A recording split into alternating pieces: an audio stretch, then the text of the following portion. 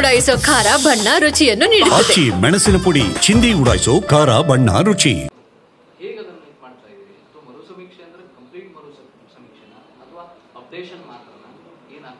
ನಾಳೆ ಕ್ಯಾಬಿನೆಟ್ ಇದೆ.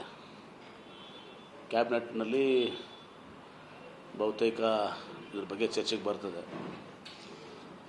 ಆವಾಗ ನಿಮ್ಮಂತೆ ನಾವು ಕೂಡ ಅರ್ಥ ಮಾಡ್ಕೋತೀವಿ ಯಾವ ರೀತಿ ಆಗಬೇಕು ಮಾಡಬೇಕು.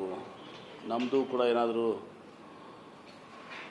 ಸಲಹೆ ಸೂಚನೆಗಳಿದ್ರೆ ಅದನ್ನು ಕೂಡ ಕೊಡ್ತೀವಿ.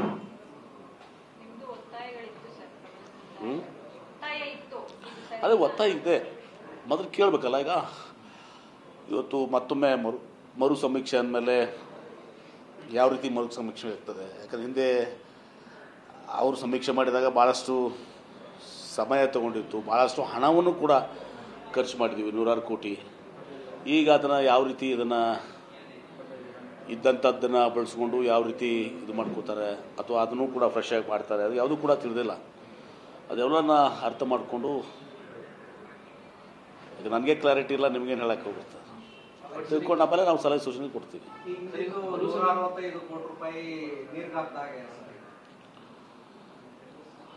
ಹಾಗಂತೆಲ್ಲ ಇವತ್ತೊಂದು ದಿವಸ ಕೆಲವೊಂದು ಡಾಟಾಗಳು ಉಪಯೋಗ ಬರ್ತದೆ. ಯಾಕಂದರೆ ಈಗ ಜಯಪ್ರಕಾಶ್ ಹೆಗಡೆ ಅವರು ಮಾಡಿದಾಗ ಅವರು ಇದನ್ನೇ ಅಂಕಿ ಅಂಶಗಳನ್ನೆಲ್ಲ ತೊಗೊಂಡಿದ್ರು.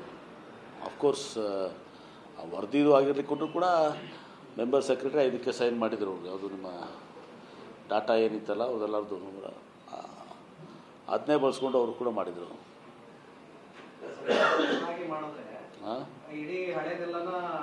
ಅದನ್ನು ಗೊತ್ತಿಲ್ಲ, ನಾನು ಚರ್ಚೆ ಆಗಬೇಕಲ್ಲ. ಚರ್ಚೆ ಆಗಲಾದ್ರೆ ನಾನು ಮೊದಲು ಈಗ ಹೇಳಿದೆ ಹೆಂಗೆ. ನಾಳೆ ಮುಖ್ಯಮಂತ್ರಿಗಳು ನಮಗೆ ಹೇಳ್ತಾರೆ ಏನನ್ನೋದು, ಅದ್ರ ಮೇಲೆ ಚರ್ಚೆ ಮಾಡ್ತೀವಿ.